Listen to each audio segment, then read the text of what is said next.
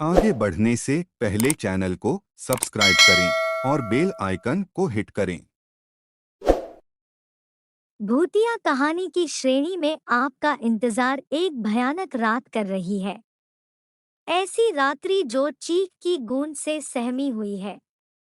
पेड़ पौधे सब शांत है और घना अंधेरा किसी शैतानी रूह के आगमन का संदेश पहुंचा रही है। ट्रेन में घटित एक डरावनी कहानी, भयभीत साया जो रोंगटे खड़े कर दे। यह कहानी रजत की है। रजत वह लड़का जिसका जीवन मात्र सुंदरता और धन के समीप रहा। रजत को अपनी जिंदगी में दो ही से प्रेम रहा, एक लड़की और दूसरा धन। दोनों को वह बखूबी इस्तेमाल करना जानता था। नमस्कार दोस्तों, भूतिया कहानी पढ़ने के लिए आप बिल्कुल सही स्थान पर पधारे हैं। इस भूतिया कहानी श्रेणी में रजत का वह अनुभव आपके साथ साझा किया जाएगा जिसने उसकी सोच पर काफी प्रभाव डाला। रजत का डरावना अनुभव, एक सुनसान रात, पूरा शहर जब नींद से अपने रिश्ते को मजबूत कर रहा था, लेकिन घर पर रजत फिलहाल अभी भी जगा हुआ था। मोबाइल की स्क्रीन पर टकटकी लगाए अपने दोहरे चरित्र का प्रदर्शन कर रहा था। एक चरित्र में वह अपनी वह सोच उजागर कर रहा था जिसमें धन हो और उसके इर्द गिर्द लड़कियों का जमावड़ा लगा हो। दूसरी ओर वह डिम्पल से बात कर रहा होता। डिम्पल उसकी गर्लफ्रेंड का नाम था। यह उसकी 12वीं महिला मित्र थी। वह हर एक लड़की के साथ 3 से 4 महीने का ही वक्त बिताता था। डिम्पल बेहद अमीर परिवार से ताल्लुक़त रखती है। बाकी लड़कियों की हूबहू रजत ने डिम्पल को भी झूठ के पर्दे में ढक के रखा। उसने डिम्पल के समक्ष अपने माता पिता की वह छवि प्रस्तुत करी जो उन्होंने कभी निभाई भी नहीं थी। कहते हैं न कि किसी की छवि को धूमिल करना बेहद आसान है, बल्कि उनका नाम बनाना कठिन। उस अंधेरी रात में कुछ अनसुनी घटना का भी संबंध जुड़ा था, जिसकी शुरुआत रजत से ही होती है। 12:45 की आखिरी छूक छूक, अमूमन रात एकदम शांत होती है।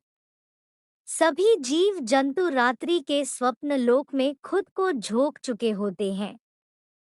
रात के इस शांति में सिर्फ घड़ी की टिक टिक ही सुनाई देती है, जो उस रात 12:45 का समय दिखा रही होती है।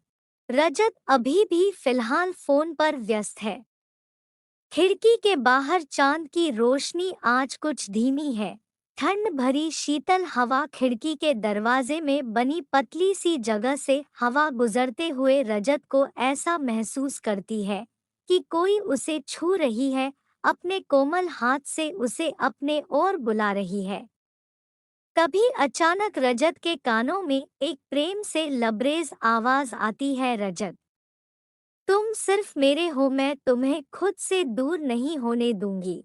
रजत यह सुनकर काफी घबरा गया। उसने डर के मारे अपना फोन बेड पर रखा और खिड़की की तरफ भागा, लेकिन खिड़की से कोई नहीं दिखा। वह जैसे ही खिड़की फिर से बंद कर वापस बेड की तरफ मुड़ा, चांद की रोशनी में एक परछाई से उसका सामना हुआ। उस परछाई का एक हाथ उसके गर्दन को दबोचा और उसे फर्श से कुछ इंच ऊंचाई पर लाकर नीचे फिर से फर्श पर जोरों से पटक कर फर्श की धूल पर लाकर डाल देती है। वह उसी वक्त बेहोश हो जाता है और होश में आने के लिए सूर्य के प्रकाश के आने तक का समय लेता है।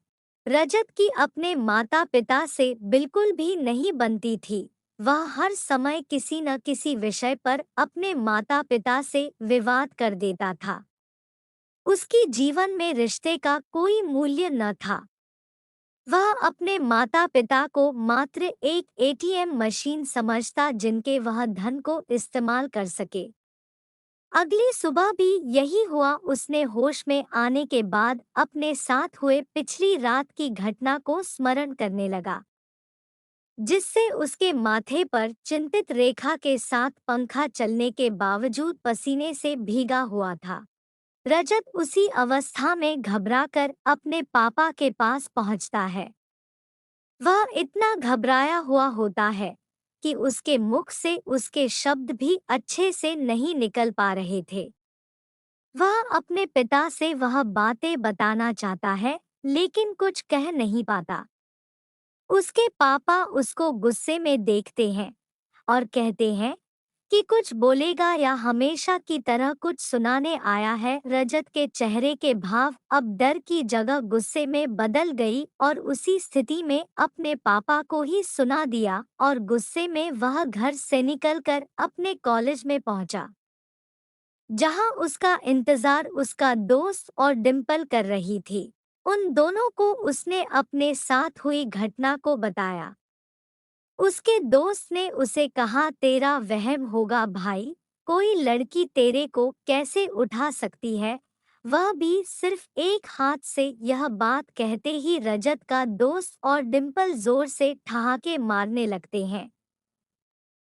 यहाँ मेरी जीवन की लगी हुई है और तुम इतने बेशर्म होकर हंस रहे हो, रजत दबी सहमी आवाज में कहता है।